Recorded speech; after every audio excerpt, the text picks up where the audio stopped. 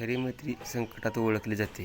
प्रिय मित्रांनो, मनापासून स्वागत आहे तुमचं. आज मी तुम्हाला एक अशी हृदयस्पर्शी गोष्ट सांगणार आहे, जी खऱ्या मैत्रीचा अर्थ नव्याने समजवते.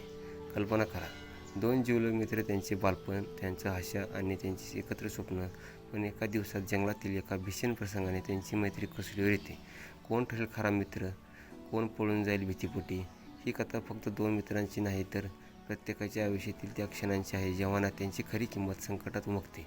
चला तर मग सोबत या भावनांनी भरलेल्या विचार करायला लावणाऱ्या प्रवासाची सुरुवात करूया.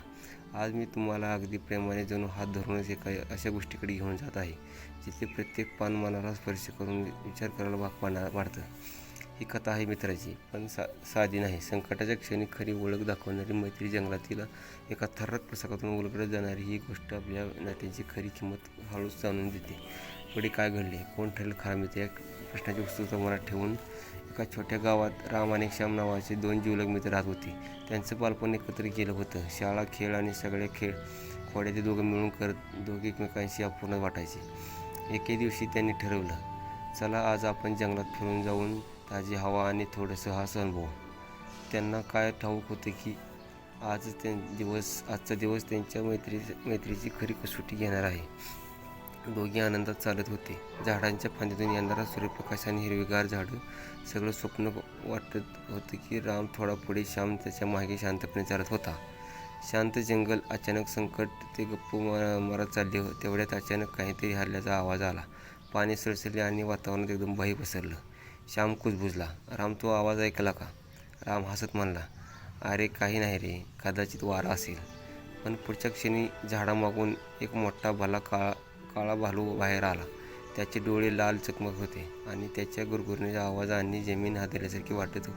श्यामच्या अंगावर काटा आला. दोघे क्षणभर काहीच करू शकले नाही.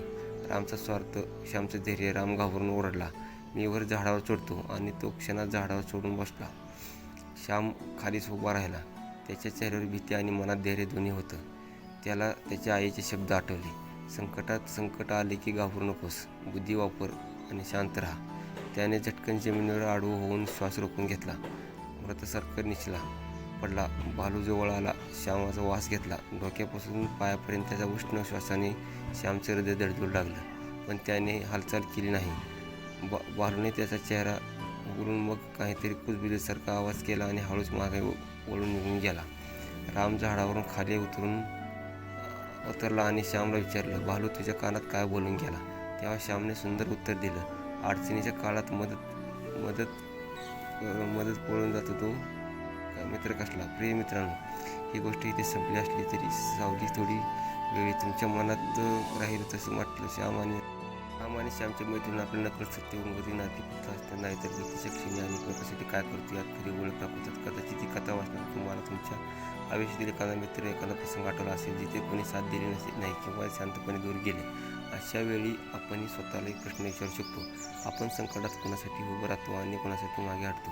तुमच्या मनात उमटलेल्या भावना, विचार किंवा आठवणी